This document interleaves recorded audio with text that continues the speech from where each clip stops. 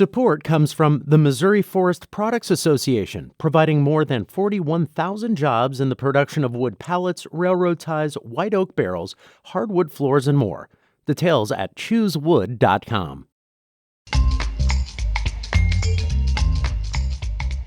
To me, defunding the police is about restructuring our public safety budget, putting the public back in public safety and investing the things that actually keep us safe. It's not abolishing the police.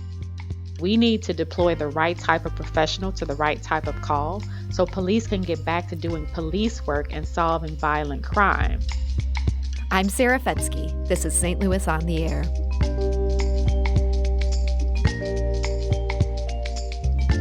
We're sitting down this week with each of the 4 candidates for St. Louis mayor in one-on-one interviews.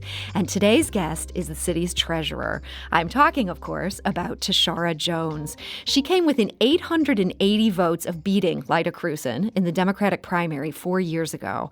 And she's looking for a different outcome this time around. She joins us today to discuss her plans to do it and what she would do if elected. So, Treasurer Tishaura Jones, thank you for joining us today. Thank you for having me. So you were so close to winning in 2017. Has it been hard to see so much happen in the last 4 years and just not have control over it? You know what? It has been hard, but I can only control the things I can change, and not worry about the things I can't. So I've tried to just kind of stay in my lane over these last 4 years. Has that been to give Mayor Krewson the room to do what she needs to do, or is that just more a serenity prayer to keep yourself from getting upset? I would say a little of both. I have to go to prayer for a lot of things. But also, she was the mayor, so giving her room to lead and to be mayor. So what's one specific thing, as you look back at the last 4 years, what's one thing you would have done differently than what Mayor Krewson has done? I would not have read the names and addresses of people who sent me letters about defund the police live on on Facebook. Yeah, it seems like you could have avoided a major controversy by not doing that. Yes, absolutely. And people have the right to petition their government when they are pleased or displeased. And I believe that there's a way to handle it where people feel like they're heard and respected. And that was a major foil for the administration. I know that was something that it certainly caused some rough waters there for quite some time. Is there anything you look at that she did in the last 4 years where you think, you know what, she got this thing right? I am hopeful. I'm watching the Cops and Clinicians program, and I was calling for social workers in the police department since 2016. So I'm hopeful that program will have a real difference in the response that people receive from our public safety department. And do you have the sense that's gotten off to a good start? It's supposed to start yesterday, I believe. Oh, wow. Okay. I didn't realize that timing. So it's too soon to judge, safe to say. Too soon to judge. Yeah. But the pilot program that they did in the North Patrol showed that almost 50% of the calls could have been answered by someone other than police. And they had, some pretty good satisfaction rates based on the officers that I spoke to that were over that pilot project. Seems like such a hopeful thing. And I guess that leads us right into one of the big topics that all mayoral contenders have to contend with time and again. Everybody's asking public safety. What are you going to do about it? Obviously, the city has a crime problem right now. What would be the first thing you do if elected to take that on? First off, I would put the public back in public safety. We need to have a top to bottom review of our public safety department, and public safety includes not just police, but it's police, it's fire, it's EMS, and I look at it holistically to include everything that keeps you safe in your home and in your neighborhood. I would have a community first public safety approach, which brings everybody to the table. That's faith leaders, that's local businesses, that's prosecutors, social service providers, and the police, and make sure that again, everyone is at the table because crime just does not stop at Skinker Boulevard or the Mississippi River. So that means reaching out to our neighbors in the East and the West because, again, if we're serious about handling crime and the reputation of our region, then I believe the entire region needs to be at the table to to address crime and public safety for the region, not just for St. Louis. What do you think of the big consultants report that's already come in that's looking at the department in a similarly holistic way? Would you use that as a starting point? I would use that. I mean, but how many reports have we put out? The region has the region put out in the last 5 or 6 years, right? We had the Ferguson Commission report. We had the report from the Ethical Society of Police. The Fire, which is the Black Firefighters Union, have also put out a report about equity in the department. There's the 2030 report. There's the Health Equity Works report. We need to take all of those reports. It's a lot of reports. Right. We don't need another one. But let's take all of the ones that have been done and chart a path forward.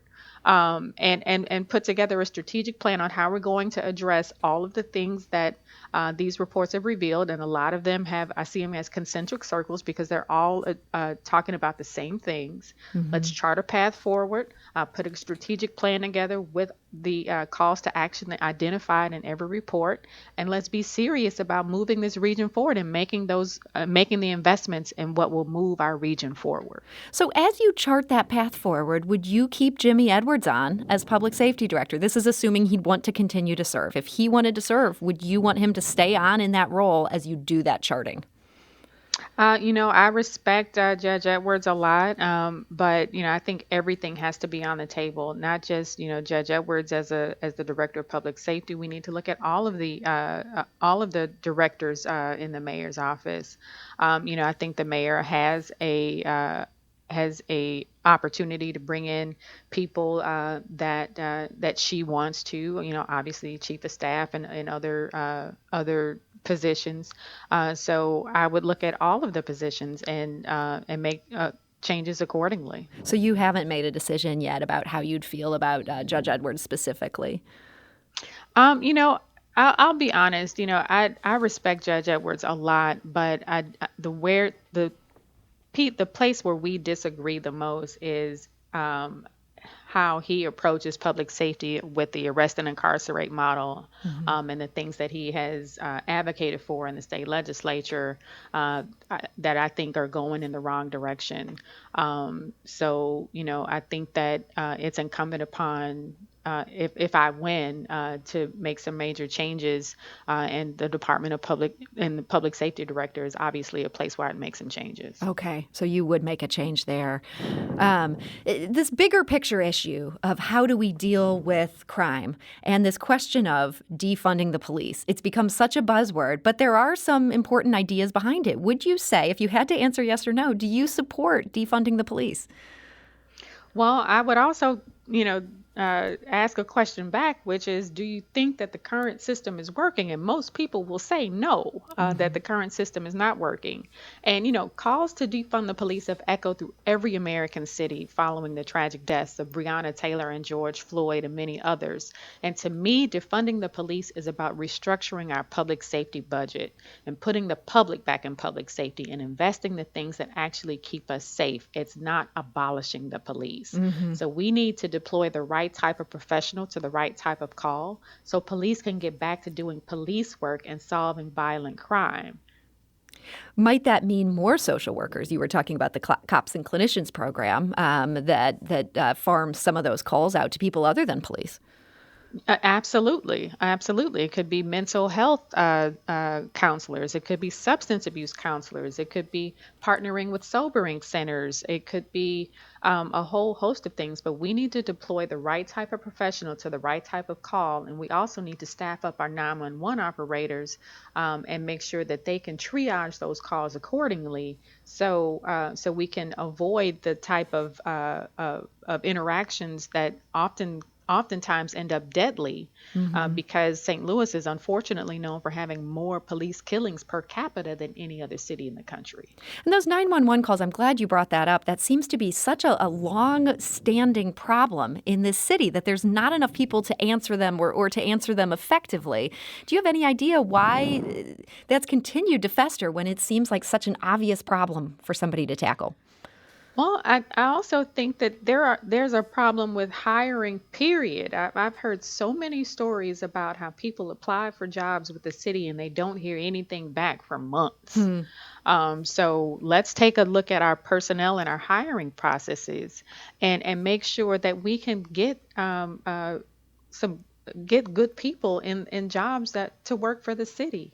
And remember when we had the 50 waivers available for people who were lived outside of the city who wanted to be police officers, only one of those waivers was used. Hmm. So how can we streamline our processes in our personnel department to make sure that we can hire good professionals to work to fill these open positions within the city? We had a question that came in through our St. Louis on the Air Facebook group. Matt writes, so far every person who has run for mayor of a major city on a police reform platform has ended up siding with the cops. No city has made any progress on defunding the police without rolling it back under pressure from the police. How would you be different? First off, that's not true. And I know who Matt is because he's asked me this question This is his personally. go-to question. That's his go-to question.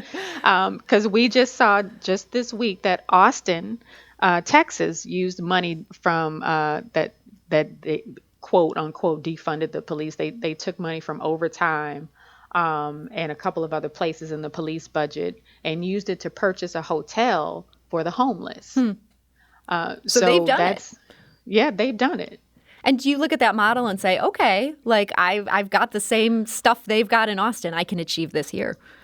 Yeah, I was appreciative of the article that said exactly where they took the money from. And so I'm like, maybe we can look at those places in our budget because we all know that, our overtime budget has been a subject of of our most recent audit. And also, what do we also do to redeploy our police and our staff and make and right size the department? The Teneo report also revealed that there are a lot of jobs that can be done by civilians that are being currently done by licensed officers. So how can we adjust our staffing model to make sure that we have the right type of person and the right type of job within the public safety department and within the police department? So that overtime budget, as you say, that has come up in some of these reports. And it seems like if you go for that overtime budget, there are going to be a lot of unhappy police officers. What would you say to police officers who are worried about what your mayorship would look like to them as individuals? I would say wait and see. You got to, if you gave Miss Cruzen a chance, I would say give me a chance to prove myself. We had another question. This is coming from Danny, who asked, do you think it's okay for protesters to protest outside the home of city officials, like what happened to Mayor Cruzen in this incident that ended up leading to her naming them on camera? Obviously, we know how you feel about that. That was wrong. Yeah. But do you think it's okay for protesters to do that in front of an individual's private residence?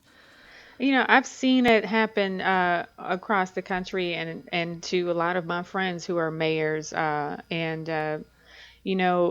people have the right to protest, and I just pray that it's peaceful. But you also have to consider their neighbors. Their neighbors didn't sign up for this, and so I heard from some of my friends who were Mayor Cruzen's neighbors who were really just beside themselves about being awakened every morning. I think they were coming outside of her house at 4 or 5 in the morning.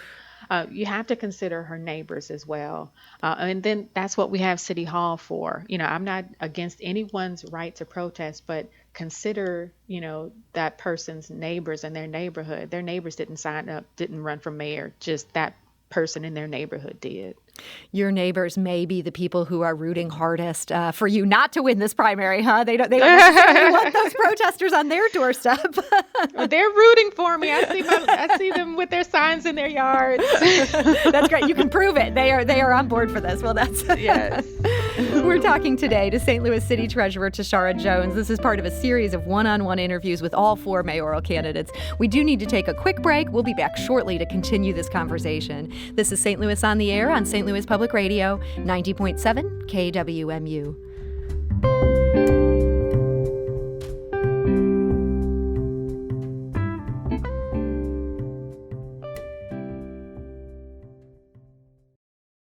Support comes from the Missouri Forest Products Association, providing more than 41,000 jobs in the production of wood pallets, railroad ties, white oak barrels, hardwood floors, and more.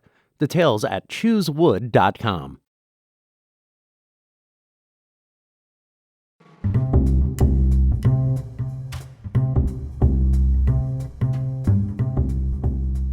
Welcome back. We're talking today to St. Louis City Treasurer Tishaura Jones. She is the current treasurer. She's also one of 4 candidates who's running for mayor, and that primary race is coming up before you know it. It's actually March 2nd. That's 1 month from today. Approval voting. You can vote to approve as many candidates as you like, and Tishaura Jones is one of the people there on the ballot. Before we move on from the issue of public safety, which we have been talking about quite a bit here, and I'm sorry about that. I know it's just one issue, but it's just so on the forefront of so many people's minds. I want to ask you about the workhouse. I know you've wanted to close it for years, but Mayor Krewson has said they can't close the workhouse right now without moving detainees farther from their families. How would you handle that issue in your first months as mayor?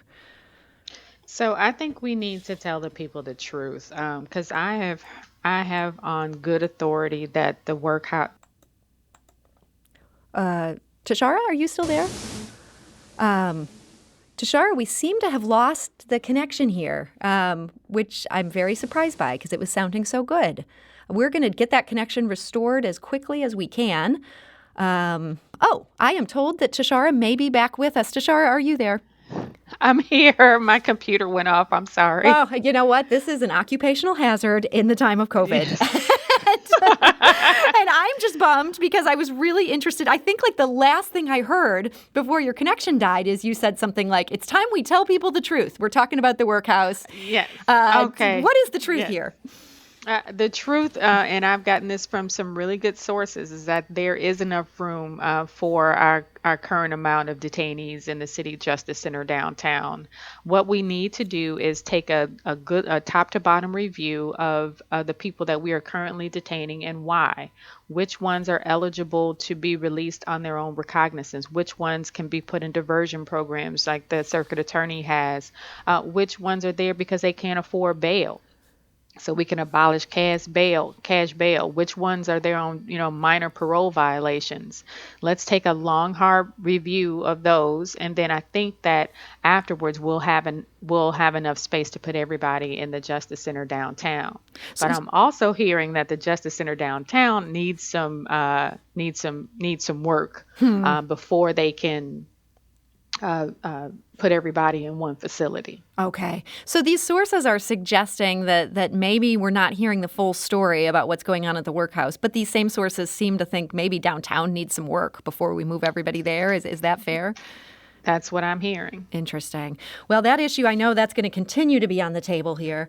We also heard from Scott in Chesterfield. He gave us a call. We're not going to put him on the air, but he wonders, would it be more helpful to not use the term defund the police since it's too politically charged? Would you prefer terms like restructure or reorganize that might help bring conservatives in the area on board? What do you make of that? I prefer to use Reenvision or Reimagine public safety. So you're already defund the police. That's not a phrase that you're going to put to this.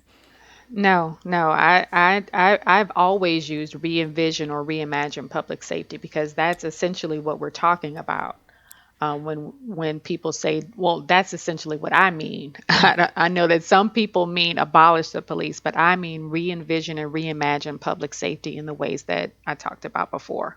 Maggie from St. Louis also asked, she says police officers don't make a lot of money and talking about taking away overtime when they're already risking their lives for low wages. Would you take that into consideration, what police are making now compared to their counterparts in the county? Do we need some parity there? Absolutely, because I know that people get trained here and then go work for someone else and make some more money. And we have to take a look at all of our for our entire budget, but we also have to keep in mind that we have a parity rule. Anytime we give police a raise, we have to give firefighters a raise, and so we need to see if our budget can absorb that. So I want to change gears here. I know you've clapped back publicly at some of the criticism you've faced as being racist or sexist. Has there been any criticism that has felt fair and that you feel like you've learned something from? I mean, you know what? I can't think of too much that has been fair. I mean, when I think of how I've been treated, especially by the St. Louis Post-Dispatch editorial board, I will make a distinction there that it's been the editorial board and not the hardworking journalists that are employed by the paper. Hmm. I do feel that that treatment has not been fair. Um, but I also consider it, hazard pay. It's a part of the job, and it's a part of being a Black woman in politics. I don't have too many other colleagues across the country in different elected positions that also haven't received fair treatment from their media outlets, in particular their editorial boards. It's unfortunately one of the scars of racism, of being Black in this country. What kind of relationship do you think you'd have with the Post-Dispatch if you were elected mayor? I have a great relationship with the hardworking journalists at the Post-Dispatch. They know that I or my staff are always available to answer their questions. But the editorial board is going to do what it's going to do, and I guess they're going to continue and double down on it. And that's unfortunate because the people deserve better. And I believe that the family that started this paper, the Pulitzers, deserve better. But they're going to continue on that path, so let them. So as far as the editorial board goes, you don't see a thawing of relations anytime soon? I don't. I don't. What kind of relationship do you think you'd have with the Board of Aldermen? I think that I am going to have a decent relationship with the Board of Aldermen. I'm going to try to build one that's based in mutual respect, and to make sure that my door is always open for conversations about their suggestions on, how to move forward. I want to be a mayor that supports some of their initiatives, and be a mayor that gets them, hopefully, to try to get them what they need and get out of the way, as long as it's good for the people of the city. Excuse me. Do you support the idea of the city re-entering the county as its own municipality? Not a better together kind of plan here, but we would be something like Clayton, where we would retain a mayor, retain our own government, but we'd lose the county offices. I support looking at all forms of reentry or some sort of combination, because what we have been doing isn't working, and it's the definition of insanity, doing the same thing over and over and over again and expecting a different result. I will, however, say that I have a great working relationship with Dr. Sam Page, and what we won't see if elected is different health directives or different movement on things that are important to our entire region. I think that it has been really sad that we've seen that you could eat in the city, but you couldn't eat inside in the county. And our approach to COVID, whether you were in the city or county, has been totally different. Mm-hmm. And we need to be unified on this because that's what keeps people safe. We're in the middle of a global pandemic, and it's time out for having petty disagreements over whose idea was first or who got to the press first.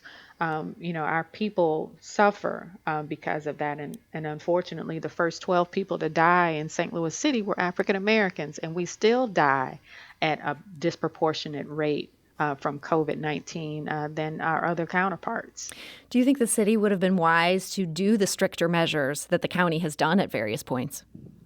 I think the city would have been wise to stay in sync with the county on a lot of measures, and I think that we would have been safer. I also think that we should have had more coordination between our health departments. Think about a vaccination clinic that's sponsored by the county and the city health department that could have been at one of our stadiums or at the convention center.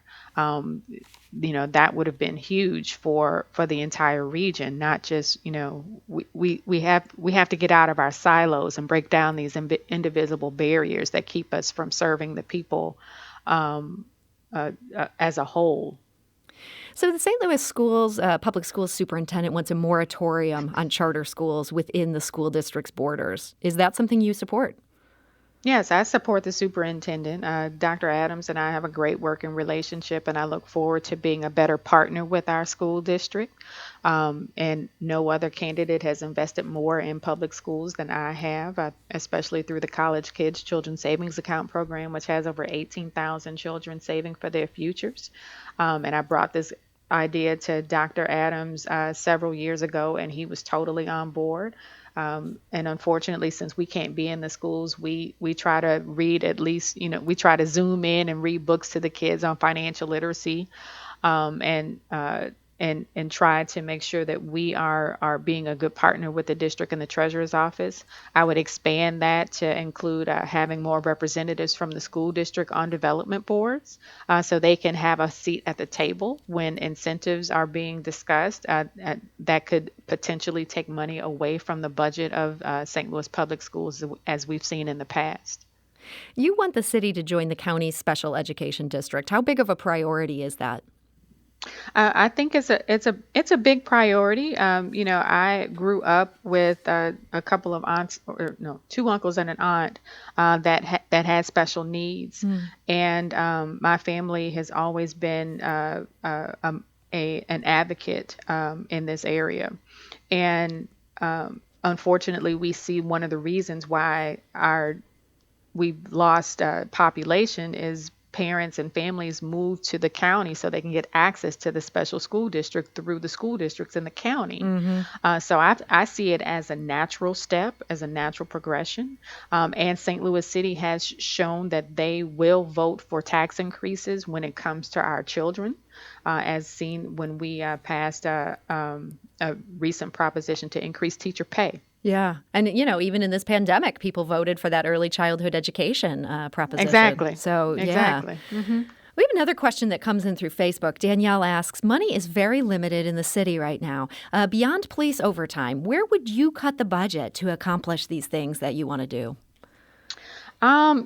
We'd have to take a top to bottom review and an audit of where our sources and uses of funds are, right?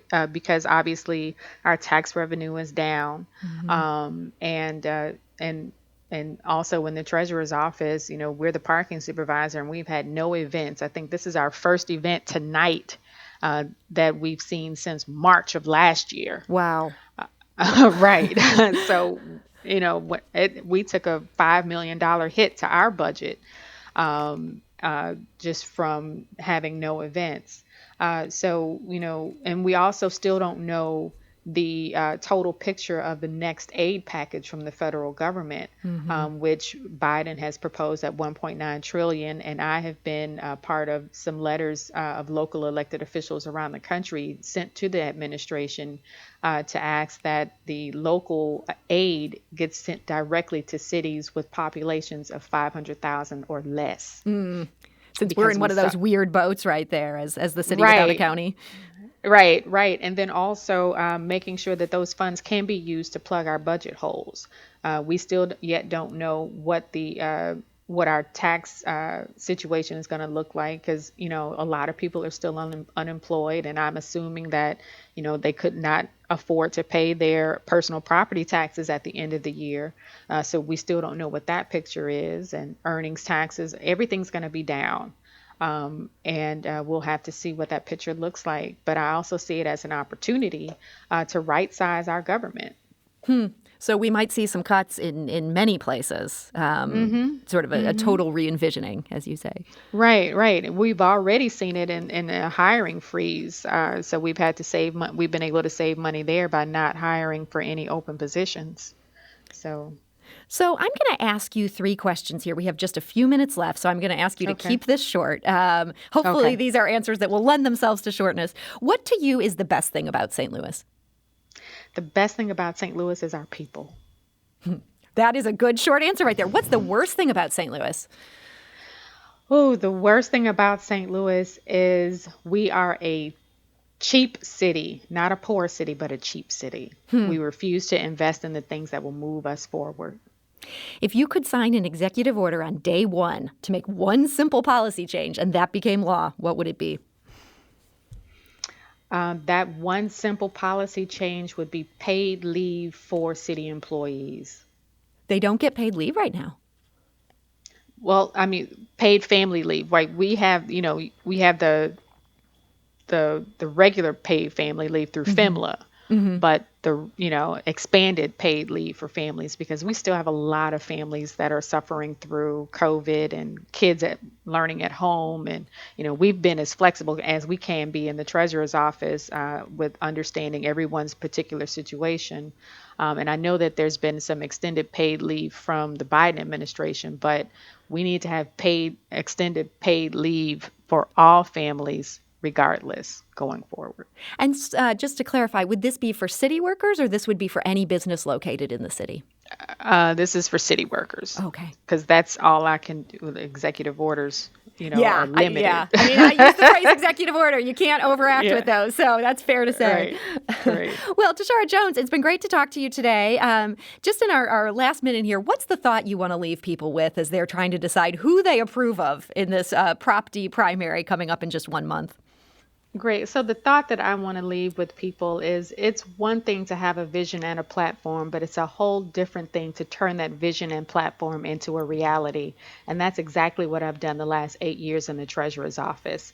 I'm the only candidate with the executive experience of turning a vision into a reality, the management experience of leading a staff of hundreds of people and a budget of millions of dollars, and the relationships on the state and national levels to put St. Louis back on the map. Well, Tishaura Jones, thank you so much for joining us today.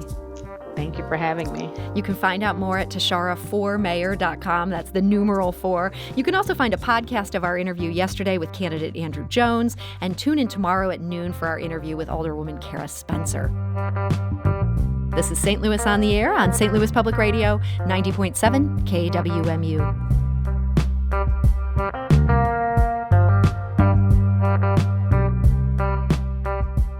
If you learned something new from today's episode, consider leaving us a review and rating on Apple Podcasts on the App Store. It's the easiest way to help people discover our show. We appreciate it. Thank you.